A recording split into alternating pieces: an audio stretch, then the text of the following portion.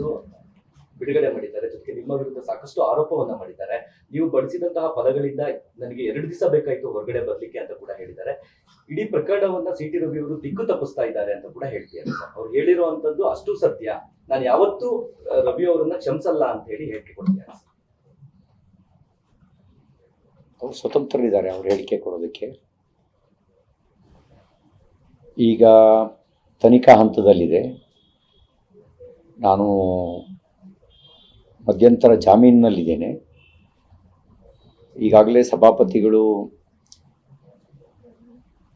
ವ್ಯಾಪ್ತಿಯನ್ನು ಕೂಡ ವಿಶ್ಲೇಷಣೆ ಮಾಡಿದ್ದಾರೆ ಮತ್ತು ಸಭಾಪತಿಗಳು ರೂಲಿಂಗು ಕೂಡ ಕೊಟ್ಟಿದ್ದಾರೆ.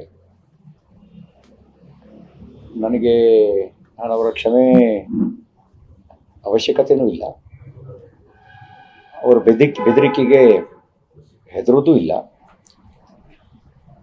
ಬೆಳಗಾಮು ಅದು ರಿಪಬ್ಲಿಕ್ ಆಗೋದಕ್ಕೆ ಬೆಳಗಾವಿಯ ಜನನೂ ಒಪ್ಕೊಳ್ಳಲ್ಲ, ನಾವು ಕೂಡ ಅದಕ್ಕೆ ಅವಕಾಶ ಕೊಡಲ್ಲ.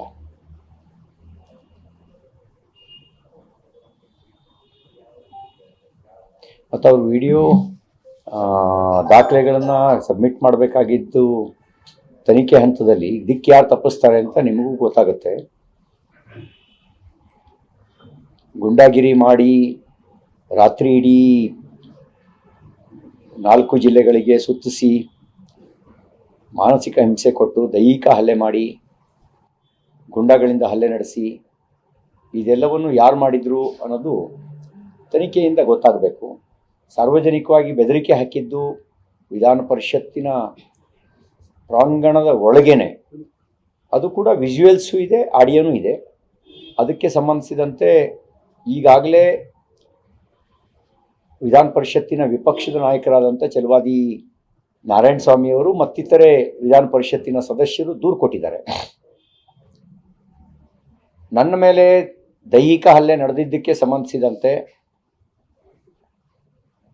DS ಅರುಣ್ ಅವರು ಕೂಡ ದೂರು ಸಲ್ಲಿಸಿದ್ದಾರೆ ಮತ್ತು ಕಿಶೋರ್ ವಿಧಾನ ಪರಿಷತ್ ಸದಸ್ಯರು ಅವರು ಕೂಡ ದೂರು ಸಲ್ಲಿಸಿದ್ದಾರೆ. ಒಂದು ಸರಿ ಪಶ್ಚಿಮ ದ್ವಾರದ ಹತ್ತಿರ ಹಲ್ಲೆ ಆದ ಸಂದರ್ಭದಲ್ಲಿ ನನ್ನೊಂದಿಗೆ DS ಅರುಣ್ ಇದ್ದರು. ವಿಧಾನಸಭೆಯ ಮೊಗಸಾಲೆಯ ಹೊರಗಡೆ ಕಾರಿಡಾರ್ನಲ್ಲಿ ಆದ ಹಲ್ಲೆ ಸಂದರ್ಭದಲ್ಲಿ ಕಿಶೋರ್ ನನ್ನ ಜೊತೆಗಿದ್ದರು. ಅವರು ದೂರು ಸಲ್ಲಿಸಿದ್ದಾರೆ. ಯಾಕೆಂದ್ರೆ ನಾನು ಆಘಾತದಿಂದ ಹೊರಬರದೇ ಇದ್ದದ ಕಾರಣಕ್ಕೆ ನನ್ನ ಜೊತೆಗಿದ್ದ ಅವರು ದೂರು ಸಲ್ಲಿಸಿದ್ದಾರೆ. ಅದು ಈಗಾಗಲೇ ನಾವು ಸಭಾಪತಿಗಳಿಗೆ ದೂರು ಕೊಟ್ಟಿದ್ವಿ. ಸಭಾಪತಿಗಳು ಕ್ರಮ ಏನು ಕೈಗೊಳ್ತಾರೆ ಅಂತ ನಾವು ಕಾದು ನೋಡ್ತಾ ಇದ್ವಿ.